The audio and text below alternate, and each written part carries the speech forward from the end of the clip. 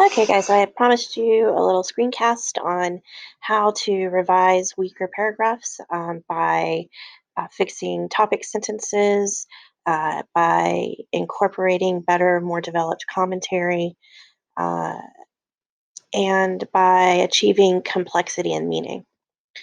So, this first paragraph looked like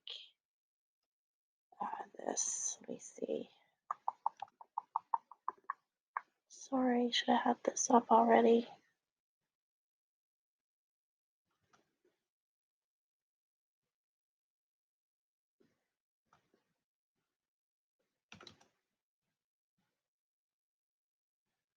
Okay. So the first paragraph goes, Gandhi. So this is the one. This is a body paragraph from a student's piece in response to Gandhi's letter to Lord Irwin, and this is the final paragraph of the student's essay. Uh, and the student says, Gandhi concludes his letter by once again transitioning his diction from a once serious and stern tone back to one that is calm and peaceful.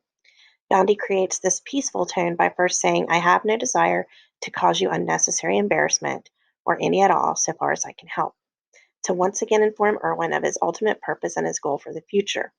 In fact, he almost restates what was said in the introduction of his speech by saying how he doesn't gain gratitude by hurting his oppressors, only by making peace and uniting with them. So the student has some good stuff here, all really good observations, but there really isn't any commentary going on. And despite the fact that these are great observations, the analysis is not there. This would be labeled as full summary.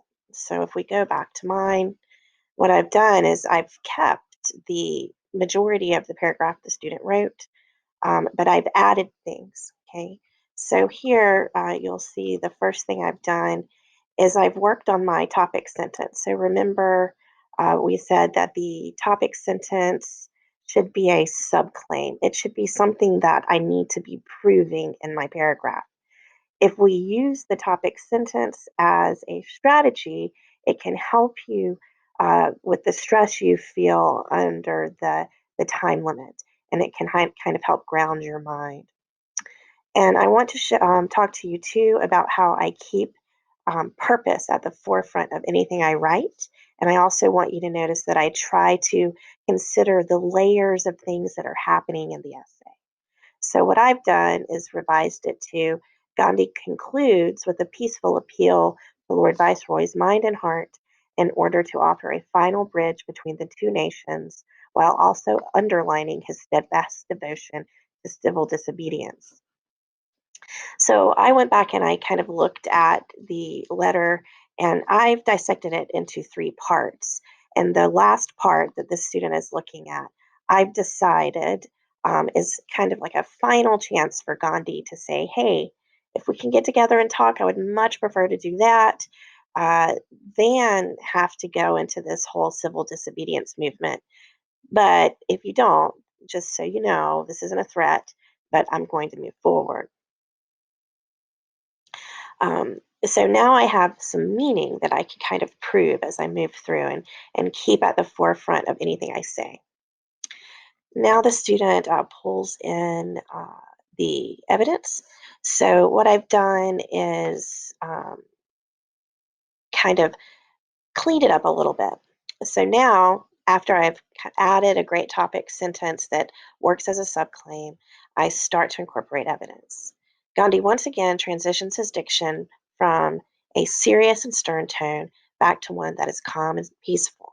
Gandhi creates this peaceful tone by first saying, I have no desire to cause you unnecessary embarrassment or any at all so far as I can help.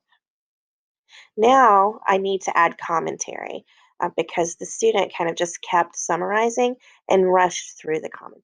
So he uses kindness as a rhetorical weapon in order to offer a final call to action to the British powers, an appeal to negotiation and diplomacy, an appeal to move forward in unity, an appeal to immediacy and action. So I've really looked back and analyzed what Gandhi is saying in the final moments of the letter, And then I've taken, like, for instance, weapon from earlier in the letter, and I've used it to help me explain how this peaceful diction is working to build his purpose. Okay? And notice that I say it very clearly. I talk about the kindness being a weapon, just as he says, love is a weapon.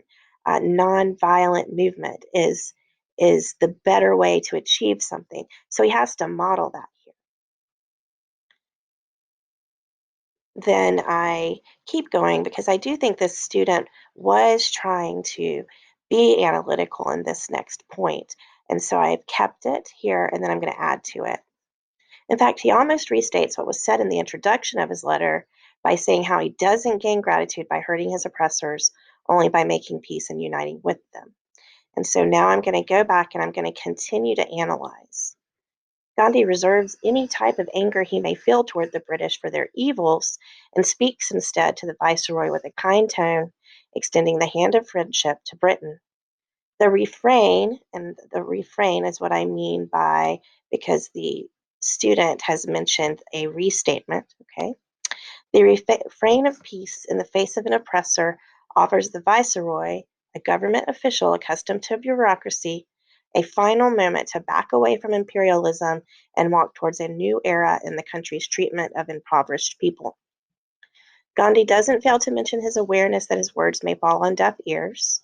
So I also recognize that Gandhi is aware that the viceroy may arrest him, that the viceroy may try to stop him.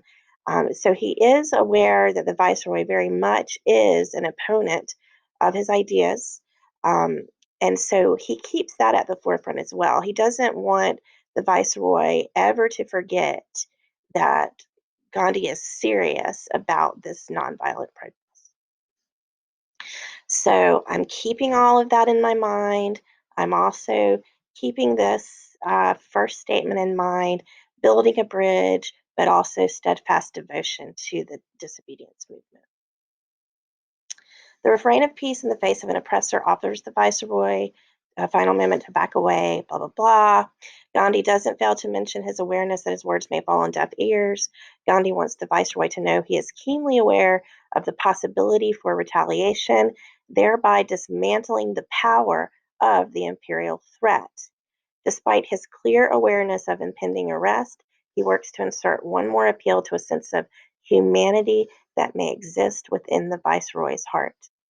Gandhi models through his final words what it means to love, what he means by melt the stoniest hearts. Gandhi attempts to reveal to the Lord Viceroy his general spirit of love. He opens his arms as he wants the British to do.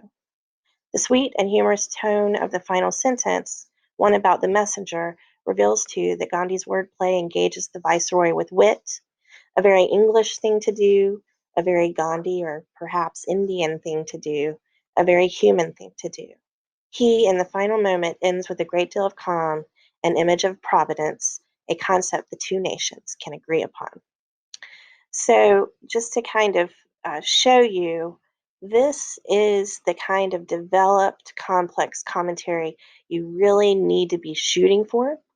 I know that sometimes when you're reading these pieces, some of this background knowledge may not all be right at the forefront in your mind, but what you need to be doing, regardless of how strongly you feel about the comprehension of the piece, is you need to be making sure that any commentary you incorporate has a connection to very clear meaning. I'm not saying argument. I'm talking about appeals to negotiation and diplomacy. I've really read this, thought about it, and I've started to kind of put it into my own words, and I'm filtering it through my mind and considering how Gandhi is working to appeal logically, ethically, and emotionally at times to the viceroy. Okay,